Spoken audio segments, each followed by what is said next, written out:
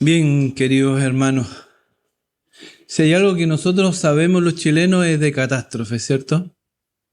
Y muchas veces nos parecen tan injustas. Hay un terremoto que está rankeado entre los 6 más grandes del mundo, el octavo más grande que ha habido en la historia del mundo, desde que hay registro, que es el terremoto del 2010, conocido como el 27F. Fue un sismo ocurrido a las 3:34 de la madrugada esa noche. Yo creo que todo al tiro se nos activa la memoria cuando le digo sábado 27F a las 3:34 AM. Este terremoto que alcanzó una magnitud de 8,8 en la zona. Espera un momentito y ahí les sigo contando el terremoto.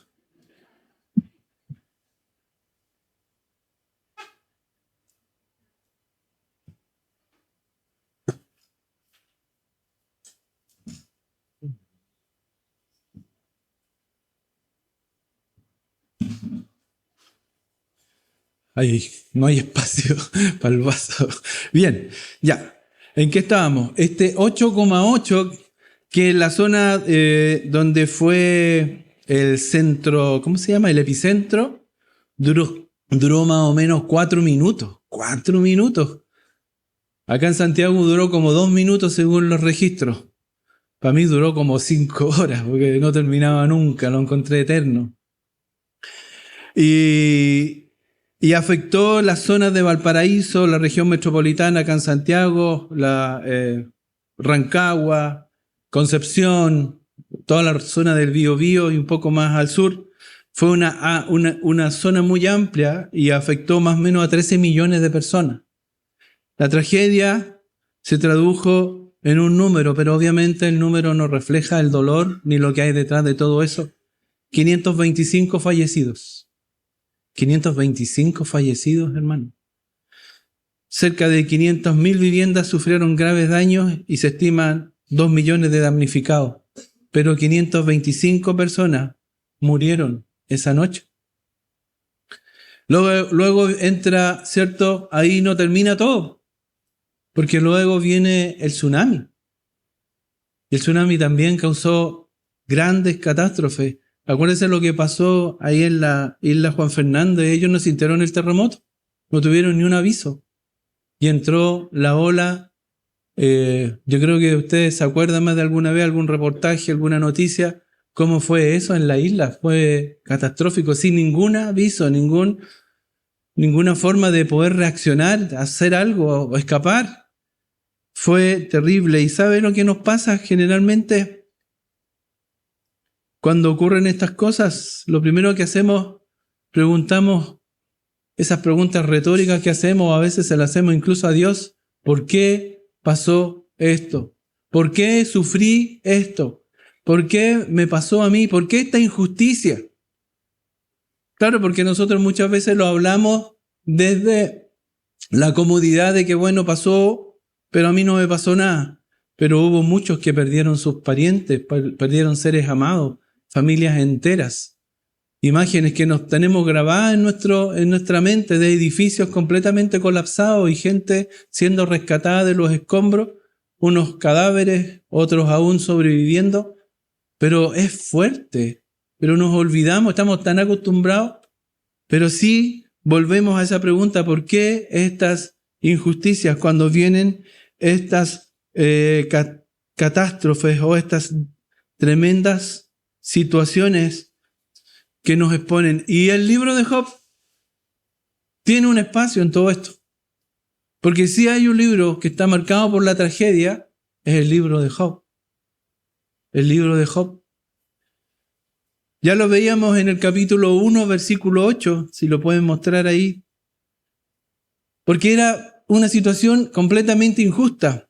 ¿Y por qué lo digo? Porque dice Job 1:8, y Jehová dijo a Satanás, el Señor le dice a Satanás: ¿no has considerado a mi siervo Job, que no hay otro como él en la tierra, varón perfecto y recto, temeroso de Dios y apartado de mal? Ese era el testimonio que tenía Job.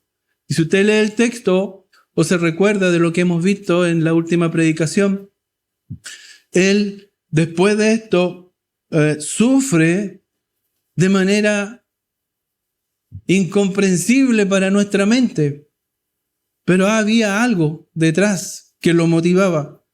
Él no era solamente un buen hombre, sino que también era un padre abnegado, era un buen patrón, un hombre de familia, y su integridad lo había llevado a vivir una vida cómoda, una vida buena, una buena vida. Era el hombre más próspero de los orientales, el hombre más poderoso de los orientales, con una abundancia de tierra, abundancia de comida y suficiente ganado, camellos, empresas, seguramente se dedicaba a todo eso. Era un hombre muy próspero. Todo su futuro se veía perfecto, pero de un día a otro, el mundo se le vino abajo. El mundo se le destruyó. Completamente, incomprensiblemente golpeó la vida de alguien que no lo merecía. A nuestros ojos, no lo merecía. A nuestro parecer, no lo merecía. A cómo vemos las cosas los hombres, él no lo merecía. Parece una injusticia. Y él y su esposa debieron levantarse y seguir adelante. Habían perdido todos los medios para ganarse la vida. Habían perdido sus 10 hijos, sus 10 amados hijos. Como decíamos la última vez, quizás en 40 años él nunca había estado sin sus hijos. Y hoy día no le quedaba ni uno. Y para colmo, venía más. Venía más. Como aquellos que estuvieron esa noche en el terremoto y que después se dan cuenta que viene el tsunami. Después de haber visto cómo su casa quedó afectada, viene el tsunami a llevarlo. Ellos no tuvieron tiempo para reaccionar. Job no tiene idea alguna de lo que le aguarda, de lo que viene. Porque en el primer capítulo de Job, usted lo puede ver ahí, suceden todas estas cosas donde él pierde sus bienes, pierde su ganado, pierde su familia, pierde sus hijos, pierde todo lo que él tenía. Pero acá en el capítulo 2 se abre nuevamente el telón. Comienza esta situación que está descrita ahí. Job no tiene idea alguna lo que está pasando. Seguramente después de haber sufrido todo eso, todo lo que pasó ese día, él esa noche fue a acostarse, como lo hicimos nosotros también esa noche del 26, ¿cierto? Nos fuimos a acostar como cualquier día. No teníamos idea lo que iba a pasar. No teníamos idea lo que iba a venir. Y ese día muchos pensamos después de la noche que el mundo se estaba acabando, que había llegado el tiempo del final. Pero así esa noche se acostó seguramente Job en su cama y no sabía lo que estaba pasando. Este segundo capítulo comienza relatando lo que el enemigo está haciendo con nosotros, hermanos. O lo que él quiere hacer con nosotros. El enemigo puede ser derrotado, pero él va por la revancha.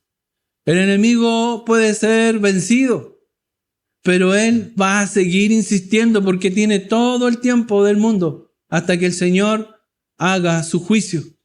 Él se dedica solamente a esto, a destruir a su iglesia.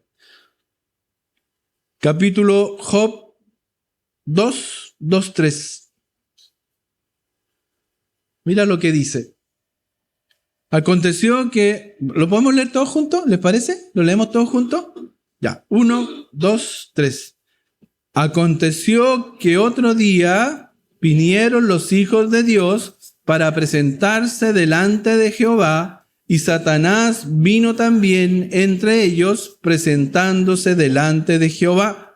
Y dijo Jehová a Satanás: ¿de dónde vienes? Respondió Satanás a Jehová y dijo: de rodear la tierra y de andar por ella. Y Jehová dijo a Satanás: ¿no has considerado a mi siervo Job, que no hay otro como él en la tierra, varón perfecto y recto, temeroso de Dios y apartado del mal, y que todavía retiene su integridad aun cuando tú me incitaste contra él para que lo arruinara sin causa. Oramos al Señor para dedicar esta predicación a Él. Padre Celestial, te damos gracias porque podemos reunirnos a estudiar tu palabra. Ayúdanos, Señor, guíanos tú, muéstranos tu amor. Y para entender y comprender que todo está bajo tu mano, bajo tu control, y no hay injusticia en ti, sino en la maldad del hombre y en el enemigo. En el nombre de Jesús oramos. Amén. Amén. Bien, el libro de Job nos muestra este cuadro, donde el enemigo se levanta otro día. Aconteció otro día. Aconteció que otro día. Cada día el enemigo está haciendo su trabajo. Y usted cada día está perdiendo el tiempo. O estamos perdiendo el tiempo.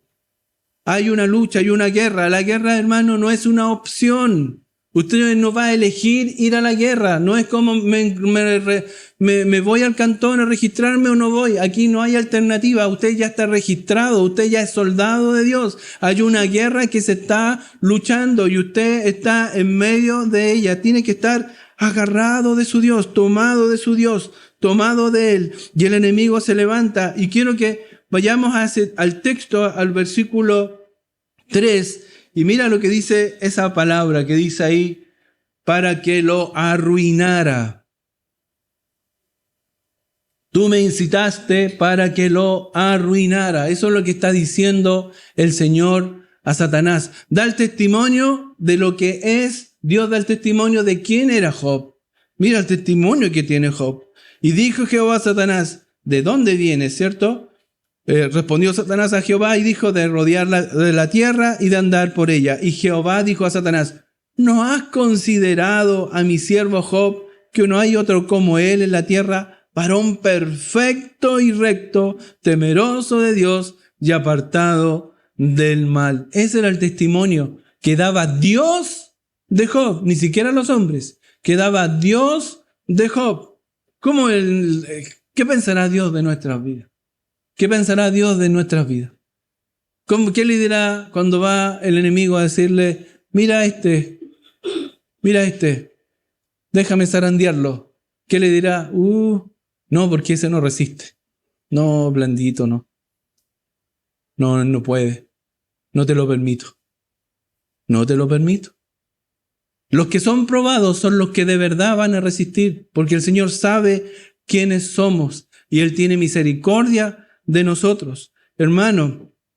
Y acá Dios le dice, y que todavía retiene su integridad, aun cuando tú me incitaste contra él, para que lo arruinara sin causa. Esa palabra, arruinar, significa tragar, y se encuentra en la raíz verbal en que intensifica la palabra, y se utiliza en un sentido como una púa, como algo que clava, algo que elimina o incluso asfixia, por así decirlo, una cosa que va a asfixiar, a eliminar, a destruir a la persona. Eso es lo que quería. Asfixiar, clavar, presionar. Tú me incitaste para que lo eliminara, para que lo asfixiara, para que lo atacara. Eso es lo que le está diciendo. La palabra arruinar es esta palabra que el Señor usa para describir. Y respondió Satanás. Satanás tiene un plan, hermano. Satanás no está jugando, esto no es un juego. Él tiene un plan y se va frente al Señor y se presenta ante Él y tiene una respuesta inmediata. Porque Él no va a improvisar, Él tiene un plan. Y le dice, respondió Satanás en el versículo 4. Mira lo que dice ahí. Respondiendo a Satanás. ¿Lo podemos leer todos juntos? ¿Sí? 1, 2, 3. Respondiendo Satanás, dijo a Jehová, bien por bien, todo lo que el hombre tiene dará por su vida. Y el versículo 5 también, porfa. Ahí está el 5. Pero extiende ahora tu mano y toca su hueso y su carne, y verás si no dará pena contra ti en tu misma presencia.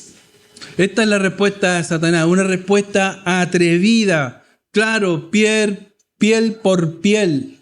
¿Qué es lo que está queriendo decir? Lo que quiere decir es que todo lo que el hombre tiene lo dará para proteger su propia vida. Cuando el hombre se ve en aprietos, va a hacer cualquier cosa para salvar su propia vida. Cuando el hombre está acorralado, va a hacer cualquier cosa y va a entregar cualquier cosa o va a tomar cualquier acción para salvar su pellejo. Eso es lo que le está diciendo, claro, piel por piel. Y le dice a Dios, pero tú aún todavía mantienes esa cerca protectora a su alrededor, no le has quitado todo. Todavía tiene un trato especial. Todavía lo estás cuidando.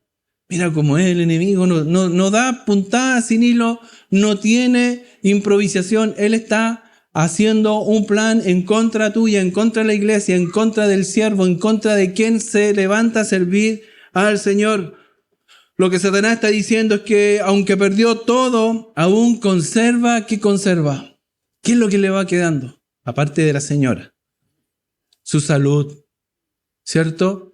Eso es lo que le va quedando, su salud. Y pide a Dios poder ir más allá. Dame la libertad de destruirlo en el grado más profundo, quitándole incluso su salud.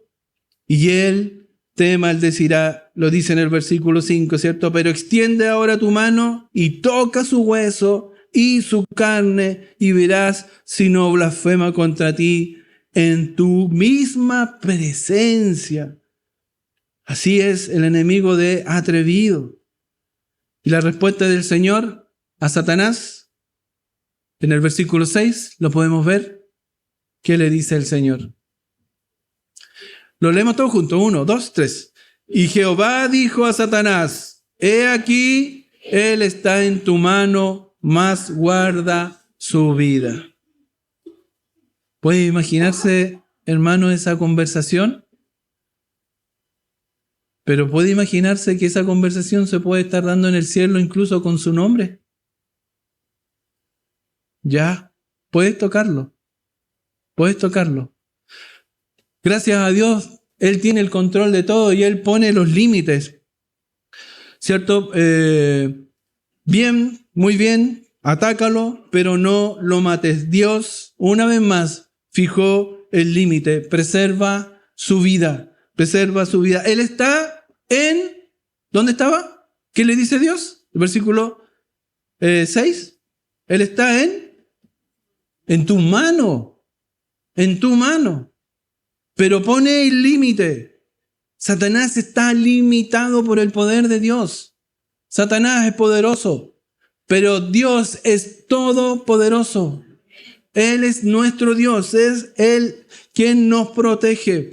Y Job enfrentará pronto el mayor impacto de su vida, o el segundo, en realidad, mayor impacto de su vida. En Job 2.7 podemos ver cómo trabaja el enemigo. Cómo trabaja el enemigo. Job 2.7 dice, entonces salió Satanás de la presencia de Jehová e hirió a Job con una sarna maligna desde la planta del pie hasta la coronilla de la cabeza. Y el versículo 8 dice, y tomaba Job un tiesto para rascarse con él y estaba sentado en medio de cenizas. Es un cuadro triste, muy triste.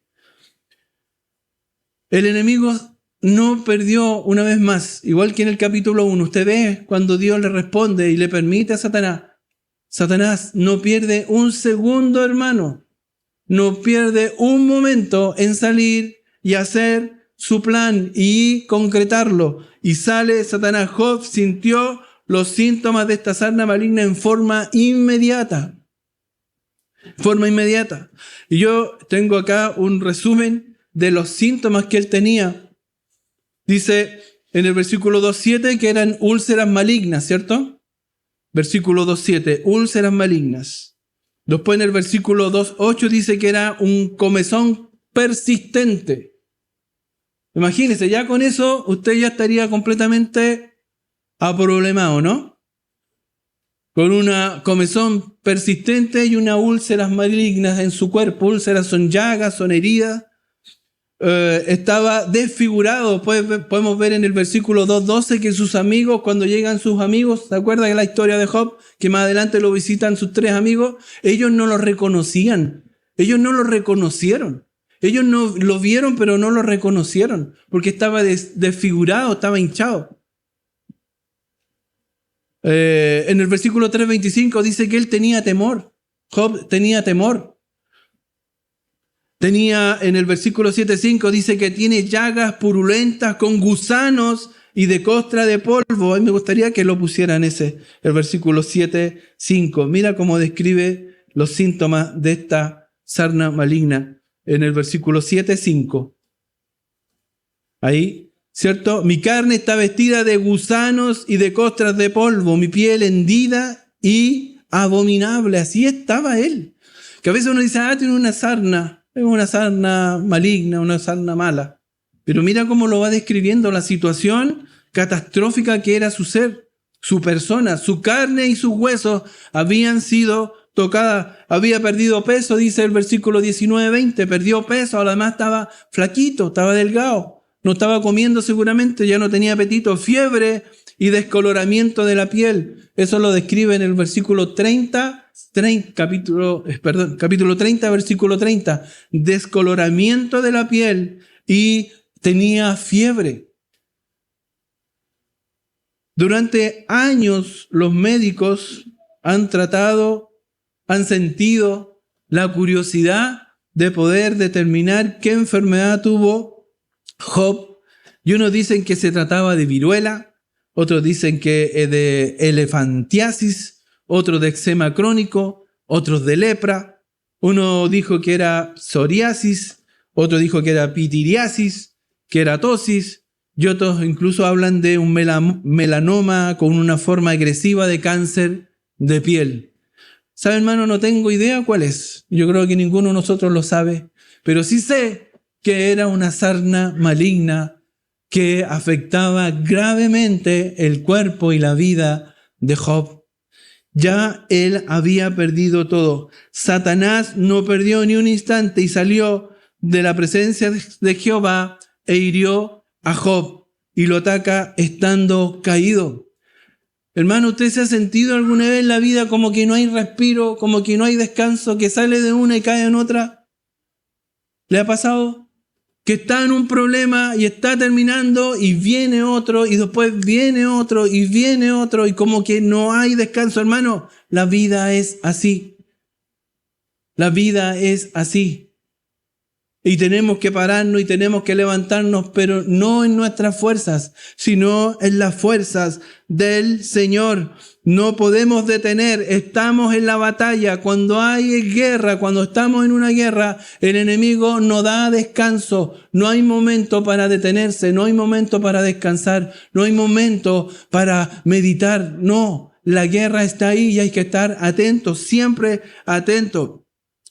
Él aún estaba de luto, había perdido todos sus bienes, todos sus recursos, sus amados hijos, y ahora tenía esta enfermedad en su piel. Seguramente su alma cayó, se cayó a sus pies cuando descubrió que tenía esta enfermedad que solo añadiría más dolor a su desgracia. ¿Se ha sentido así, hermano? Que ya no puedo más, que ya no quiero más, por favor. Paren esto. Pero, ¿qué haremos como hijos de Dios? Esa es la pregunta, ¿no? ¿Vamos a encontrar que Dios es injusto? ¿Que esto es una injusticia? En ninguna manera, hermano. En ninguna manera. Además, Job, a lo anterior se suma que sufrió el rechazo de sus amigos. Después lo podemos ver, lo vamos a ver más adelante, pero además a esto se le suma que recibe el rechazo de sus amigos. Y como era un inmundo, porque él tenía una enfermedad en la piel que se asimila a la lepra, pasó a ser inmundo y también un marginado social. Hermanos, si fue terrible lo que le pasó a Job, cuando uno no lo analiza así rápidamente, tiene una úlcera maligna, si uno capaz que piense a alguien que es una herida que no se le cerraba. Hermano, era una enfermedad en todo su cuerpo que le afectaba en lo social, en lo material y en lo físico. Y aquí vamos a ver ahora qué es lo que hace la esposa de Job. Y todos se empiezan como a reír, ¿cierto? Versículo 9 dice, entonces le dijo su mujer, ¿aún retienes tu integridad? Maldice a Dios y muérete. Entonces le dijo la mujer, ¿aún retienes tu integridad? Maldice a Dios y muérete. La mujer de Job lo visita y se sienta a su lado, se pone al lado de él, se inclinó hacia él y le pregunta, ¿cierto? Le hace esta pregunta, ¿aún te aferras a tu integridad? Y si miramos en el versículo anterior, en el versículo 3, dice, y Jehová dijo a Satanás, ¿no has considerado a mi siervo Job, que no hay otro como él en la tierra, varón perfecto y recto, temeroso de Dios y apartado del mal, y que todavía retiene su integridad? Parece que la mujer de Job está usando las mismas palabras que Satanás quisiera usar, porque está atacando ahí, justo donde Dios exaltaba a Job en su integridad. Él era un hombre íntegro, un hombre donde no se podía encontrar por qué acusarlo. Vivía íntegramente ante Dios. Y viene esta mujer, su esposa, y le dice, ¿todavía retienes tu integridad? Es como que Satanás mismo está hablando. Es como que el mismo Satanás la está utilizando para atacar a Job. Sin saberlo ella, seguramente puso el dedo en la cualidad que Dios había destacado frente a Satanás respecto de la vida de Job. Y la utilizó para y la utilizó Satanás para decir las palabras que seguramente él quería decir. Job, déjate de ser íntegro, te voy a destruir. No quiero que seas un íntegro, no quiero que seas una persona íntegra frente al Señor. Eso es lo que quiere Satanás contigo y conmigo. Que no seamos íntegros, que no seamos perfectos ante Dios, que no busquemos la santidad de Dios, que no sirvamos a Dios con todo nuestro ser, con todo nuestro corazón, con toda nuestra alma. Eso es lo que Él quiere. También utiliza esa palabra que viene después, que era lo que más quería Satanás. Y ahí le dice, ¿cierto? Aún retienes tu integridad. Y después que le dice, maldice a ¿quién? Eso le está diciendo. Maldice a tu Dios. Maldice a tu Dios. Pero extiende, dice el versículo 5, pero extiende ahora tu mano y toca su hueso y su carne y verás si no blasfema contra ti en tu misma presencia. Eso es lo que le decía Satanás a Dios respecto de Job. Pero extiende ahora tu mano y toca su hueso y su carne y verás si no blasfema contra ti en tu misma presencia. Le estaba diciendo nuevamente lo que Satanás quería que sucediera, que maldiciera a Dios, que maldijera a Dios. Eso es lo que quiere el enemigo, que reneguemos de Dios, que maldigamos a Dios ante la prueba, ante la dificultad. Eso era lo único que deseaba. Muchas veces, hermanos, y también me pongo de la misma vereda suya, nosotros criticamos a la esposa de Job, ¿cierto? Nos reímos, a veces algunos hacen chistes, pero no es broma. También hay que entender un poco las situaciones y entender a cada uno de nosotros cómo reaccionamos muchas veces. No lo hacemos bien. Me gustaría darle unos motivos por qué ella reacciona así, para que podamos también ponernos en los zapatos de ella. Porque es una reacción que obviamente no es la correcta, pero es muy humana. Es una reacción probablemente y seguramente que no es la que un hijo de Dios deberá dar, pero es lo más probable que podamos reaccionar nosotros. porque no somos perfectos y esta mujer tampoco era perfecta. Ella también había perdido sus 10 hijos, ¿o no? ¿Había perdido sus 10 hijos? ¿Y no es un tremendo dolor para una mujer? Quizás más grande, no sé. Yo creo que los padres sufren por igual, pero capaz que ella sufría más por ser madre. Pero había perdido sus 10 hijos, hermano. Imagínate, había perdido sus 10 hijos. Es una situación horrible para cualquiera de nosotros. Segundo, también había perdido sus riquezas y bienes, hermanos. No perdió cualquier cosa, perdió todo lo que ellos tenían. Imagínense ustedes de un día para otro, nuestras riquezas, ¿cuáles son? Nuestra casa, quizá algunos tienen un auto, ¿no? De un día para otro lo pierde todo, como las personas que vivían en esos cerros, que ahora se puso de moda de nuevo la noticia, porque encontraron a los que seguramente son los que, o probablemente están ahí viendo, los que quemaron allá en Viña del Mar. Esa gente de un día a otro perdieron todo lo que tenían y incluso algunos perdieron la vida. Así ellos de un día para otro perdieron todas sus riquezas. Y usted como mamá, como mujer, como esposa, ¿no le daría pena perder su casita? Perder lo que ha armado con tanto cariño, con tanto sufrimiento, que la ampliación, que la cosita aquí, que el chicha allá, que la cortina acá. Son cosas que las mujeres valoran. Los hombres no valoramos mucho esas cosas porque lo dicen, voy a pintar rojo aquí y uno dice, perfecto, te va a quedar maravilloso. Voy a poner una cortina de tal color acá, perfecta por la cosa. Porque uno, que sea feliz ella, uno es feliz.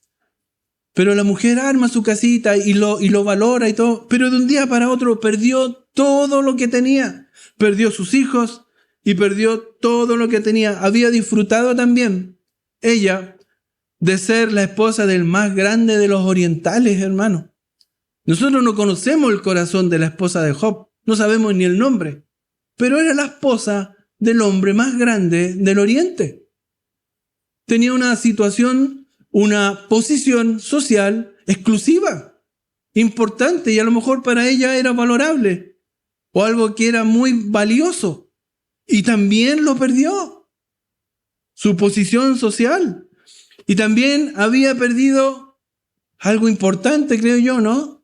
A su compañero, a su esposo. Si su esposo, hermano, no solamente estaba enfermo ahora, sino que era un marginado social. Él era como un leproso, seguramente estaba apartado. Estaba en el lugar donde estaban los leprosos, seguramente, porque él estaba con toda esta enfermedad en su piel. Y lo había perdido. Ella perdió todo. Entonces uno dice, claro, de acá es re fácil criticar. Pero frente a todas esas circunstancias, ¿cómo reaccionaría usted? Es un llamado de atención, porque lo más probable, así como muchas veces criticamos a los fariseos, muchas veces criticamos a los pecadores, muchas veces criticamos a la esposa de Job, pongámonos nosotros en el lugar de ellos. ¿Cómo reaccionaríamos nosotros? ¿Qué haríamos nosotros? ¿Seremos tan buenos nosotros? ¿Seremos mejor que los fariseos? ¿Seremos mejor que la esposa de Job? ¿Seremos mejor que los pecadores? No, hermano, de ninguna manera. No somos mejores que nadie. Recuerda, y siempre eso lo voy a decir, somos los vil y los menospreciados. En eso el Señor se gozó para avergonzar a los grandes de esta tierra, de este mundo, de este siglo. Eso somos nosotros, no somos mejor que nadie. ¿Y qué podemos aprender de esto? Primero, siempre debemos tener cuidado con nuestras palabras, porque igual hay que concluir que la esposa de Job no reaccionó bien. Por eso tenemos que aprender que nosotros no somos mejor que ella y tenemos que entender cómo reaccionar, o sea, cómo fue esto para reaccionar adecuadamente cuando alguna vez nos toque. Ojalá nunca nos toque vivir algo así, pero si nos toca reaccionar correctamente, y primero, siempre debemos tener cuidado con nuestras palabras para nuestros esposos, esposas o seres amados. Y usted le ayude a poder enfrentar las situaciones en vez de ser una piedra de tropiezo. Debemos tener cuidado con los consejos que damos, con las palabras que damos. Porque cuando una esposa le dice a algún esposo, ¿sabe lo que necesita el esposo? El esposo necesita apoyo.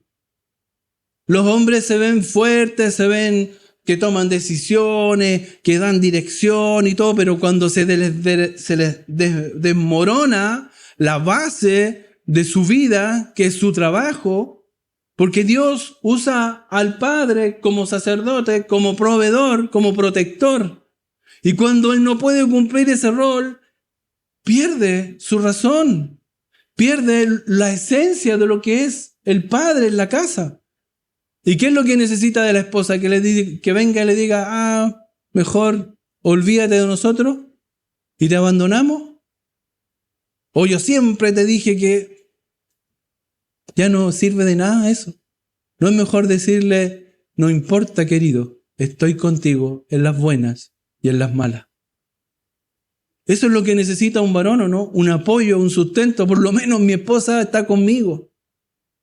Y a la inversa también, el varón. Muchas veces, pero ya estás llorando, pero ya estás ahí, ya estás... Hermano, no, eso no. Las mujeres, hay que entenderlo, son así. Y hay que amarlas, cuidarlas, protegerlas. Como dicen, apachacharlas, tenerlas ahí. Hay que cuidarles, darles... Nosotros somos su soporte, nosotros somos su apoyo. Pero no ir con esas pachotadas, maldice a Dios y muérete. Eso es lo que le dice ella a Job. Es una enseñanza. No miremos a esta mujer de esa forma como la mirábamos antes de esta predicación. Miremosla como somos nosotros también. Hay que tener ese cuidado. Segunda cosa que podemos aprender: nunca aconseje que alguien comprometa su integridad, porque es algo muy, muy importante, la integridad. El otro día veía una biografía de Michael Jordan, o de Magic Johnson, no me acuerdo, pero era Michael Jordan, y decía que él siempre, cuando firmaba un contrato, lo hacía el contrato y nunca más lo renegociaba. Él, basquetbolista, ganaba millones de dólares, rico. Todos les decían que por qué no renegociaba sus contratos, que esperaba que se terminaran y todo, por qué no lo renegocia como lo hacen todos. Y él dijo, cuando yo firmo un contrato, estoy poniendo mi firma y mi integridad ahí. Yo no quiero que mis hijos vean que yo actúo como los demás. Cuando yo doy mi palabra, la cumplo. Y cuando mi hijo me pregunta, yo le doy ese ejemplo para exigirles a ellos que sean íntegros en su vida. Y cuando den su palabra, cumplan su palabra. Si hay algo que es importante para un hijo de Dios, es su integridad. Que cuando cumplimos, cuando damos nuestra palabra, la vamos a cumplir aquí y afuera. Que cuando, en la quebrada aquí también, ¿cierto? Que cuando decimos que vamos a venir a las 2, estamos a las 2. Nos cuesta porque somos latinos, porque somos chilenos, porque nos gusta. Nosotros las 2 está entre las 2 y las 2:59. Esas son las 2. Pero tratemos, por lo menos, de cumplir nuestra palabra, ¿o no? Que cuando decimos que vamos a pagar, paguemos. Que cuando decimos que vamos a venir, vayamos. Que cuando decimos que vamos a estar, estemos. Que cuando decimos vamos a orar, oremos. ¿O no? Fue un paréntesis a raíz de la esposa de Job. Pero aquí viene lo maravilloso y nos muestra por qué Dios no es injusto. Porque Dios no hace injusticia. Porque no hay en los acontecimientos terribles de nuestra vida injusticia alguna. La respuesta de Job, la magnífica respuesta de Job, está en el versículo 10 de este texto.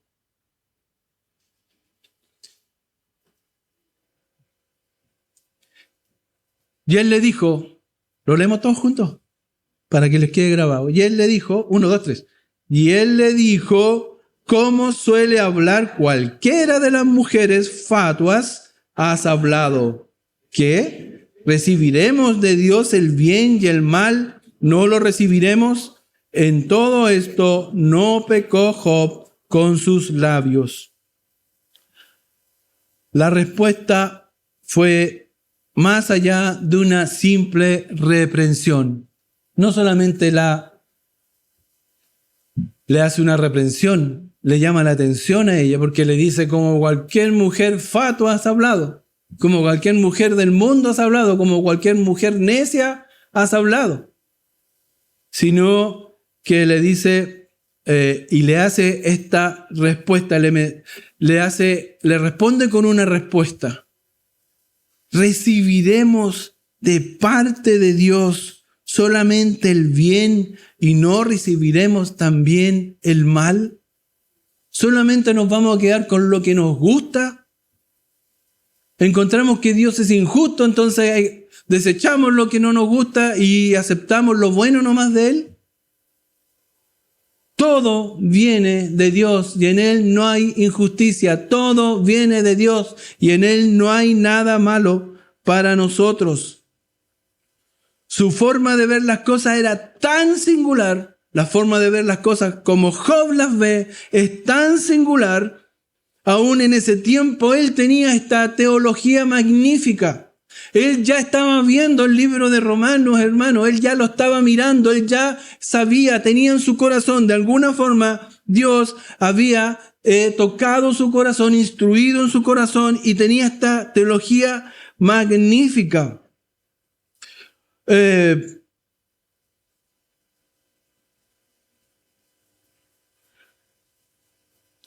Porque nosotros, ¿qué encontramos en el mundo? ¿Qué encontramos incluso en la iglesia? Cuando pasan cosas. ¿Ha escuchado usted de repente cuando le dicen: pero qué clase de Dios es ese que permite todas esas catástrofes, que mueran niños, que hayan incendios, que hayan terremotos? ¿Qué clase de Dios es eso? ¿Lo ha escuchado? ¿Como argumento? Eso es lo que uno escucha. Pero la respuesta de Job le está diciendo a su esposa lo siguiente. En su teología, en lo que él entiende de Dios, dice: ¿no tiene él derecho? Cuando le dice, no solamente vamos a recibir lo bueno de Dios y no lo malo. Lo estoy parafraseando, ¿cierto? ¿Qué es lo que él está diciendo con eso? Le está diciendo, ¿no tiene el derecho? ¿Tiene el derecho Dios de hacer eso, no? ¿Tiene el derecho? ¿Hay alguien que se le pueda parar a Dios y decirle: Señor, tú estás equivocado? ¿No es Él el alfarero y nosotros el barro? ¿No le está diciendo eso? ¿Que Dios me está moldeando? ¿Que Dios está trabajando? ¿Que Dios está haciendo algo conmigo? ¿No es Él el pastor y nosotros las ovejas y no al revés? ¿No está diciendo eso Él? Él es el pastor, nosotros las ovejas. Él me está cuidando, Él me está guiando. Lo que me está pasando es porque Él está a cargo mío. ¿No es Él el amo y nosotros los siervos? De alguna forma, Job ya entendía que Dios era el soberano y que en sus manos estamos siendo formados y forjados. Y la palabra final de este versículo nos muestra lo que era Job. En todo esto Job no pecó con sus labios, en el versículo 10. Y con todo esto Job no pecó con sus labios. Acá vemos un ejemplo de confianza y absoluta fe en su Dios. Él ya entendía lo que decía el libro de Romanos cuando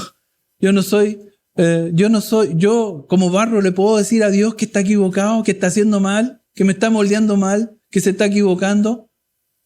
Job lo tenía muy claro. Hermanos, comenzamos hablando de víctimas inocentes en catástrofes. Pero ahora vamos a hablar de nosotros, de usted, de mí. Y quiero llamarlo a esto. Primero, ya que nuestra vida está llena de dificultades, necesitamos recordar que siempre habrá más dificultades. Siempre van a haber más dificultades. Job lo declara en el versículo 5-7. Dice, pero el hombre nace para el sufrimiento, así como las chispas vuelan hacia arriba. ¿Para qué nace el hombre?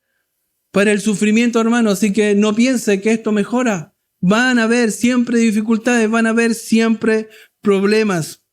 Ellos son inevitables.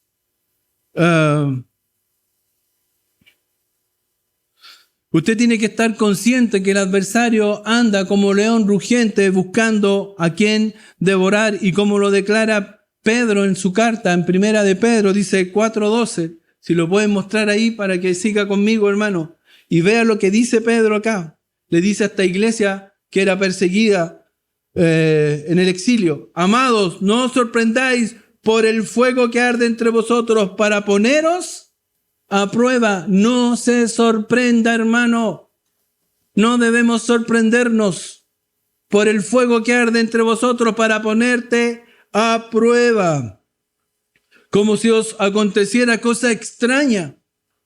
Hermano, no es una constante en la vida, no lo está diciendo así, pero no se sorprendan, porque el enemigo anda como león rugiente buscando a quien devorar. Y tú mismo, hermano, porque algunos le echan la culpa al enemigo a cada rato, pero a veces tú mismo te metes en los problemas, tú mismo buscas los problemas, tú mismo causas los problemas, tú mismo causas las divisiones, tú mismo causas las discusiones, tú mismo causas los malos tiempos, los malos ratos, por tus malas decisiones, por no dejar que Dios te guíe. Hermano, no piense que las dificultades son extrañas o que van a cesar. Son una regla para la vida del hombre y para el Hijo de Dios también. Segundo, puesto que vivimos en un mundo caído, tenemos que entender que quienes nos aman pueden darnos un consejo equivocado. Debemos ir siempre a la palabra, y en la multitud de consejos hay sabiduría, y debemos buscar la sabiduría en la palabra de Dios. Debemos ser de bendición, dando consejos de bendición basados en la palabra de Dios, en los atributos de Dios, en la doctrina de Dios. Y tercero, puesto que nuestro Dios es soberano, debemos prepararnos para la bendición y la adversidad. Y la adversidad, porque Él es Dios, Él es impredecible, porque tenemos un Dios que es soberano. Debemos prepararnos para la bendición y para la adversidad. Tengan en cuenta, hermano, estas dos últimas cosas: bendición y adversidad. Y adversidad. Hay una teología que se llama la teología o teísmo abierto, que trata de explicar esto, de por qué le pasan cosas malas o cosas terribles o catástrofes de este tipo a los creyentes. ¿Y sabe lo que dicen ellos? Que le digo inmediatamente que es una herejía. Dicen ellos que Dios no sabe cosas, entonces lo sorprende, pero las permite, pero que cuando Él ya las ve que sucedieron, Él actúa y decide cómo arregla la situación. Es una teología completamente equivocada y herética, porque la omnisciencia de Dios no aprende. La omnisciencia de Dios no descubre. La presciencia de Dios no es sorprendida, hermano. Dios es omnisciente, omnipotente, y su presciencia Él conoce todo previamente. No hay nada que escape a Él. Todo está bajo el control de Él. Él es soberano y nada va a escapar. Y a ese Dios es el que servimos, y a ese Dios es en el cual nos refugiamos. Y en ese Dios debemos confiar, porque Él es poderoso. Isaías 55, 8, 9 dice: porque mis pensamientos no son vuestros pensamientos, ni vuestros caminos mis caminos, dijo Jehová. Como son más altos los cielos que la tierra, así son mis caminos más altos que vuestros caminos y mis pensamientos más que vuestros pensamientos. Muchas veces nosotros no vamos a entender el plan de Dios, no vamos a entender las cosas, pero sí podemos descansar de que Él tiene el control de todo y Él va a obrar en nuestras vidas.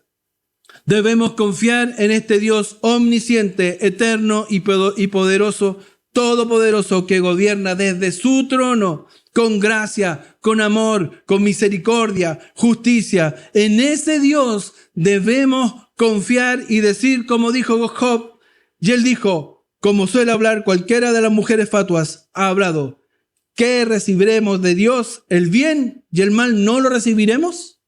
O como dice Romanos 9:21, ¿o no tiene potestad el alfarero sobre el barro para hacer de la misma masa un vaso para honra y otro para deshonra? El Señor tiene todo el poder y la potestad para hacer sobre nuestras vidas como a Él le parezca. Él es soberano, pero confíe, Él es un Dios de amor y no está jugando con usted.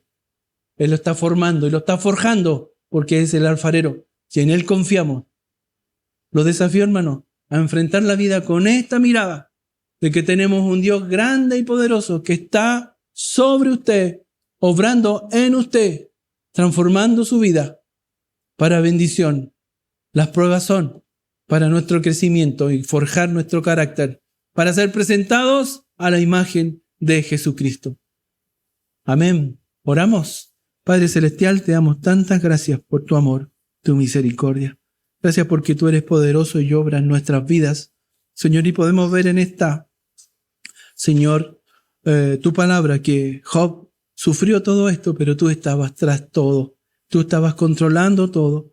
Tú tienes todo bajo tu control. Tu mano poderosa, Señor, está obrando en medio de tu pueblo, en medio de nuestras vidas también, como lo hiciste con Job.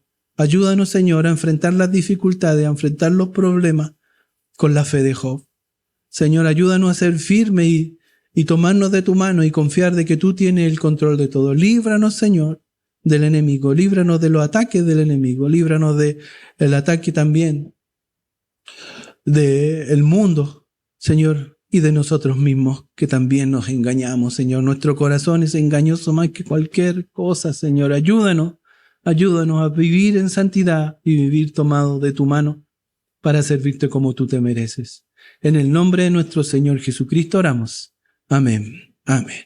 Bendiciones, hermanos.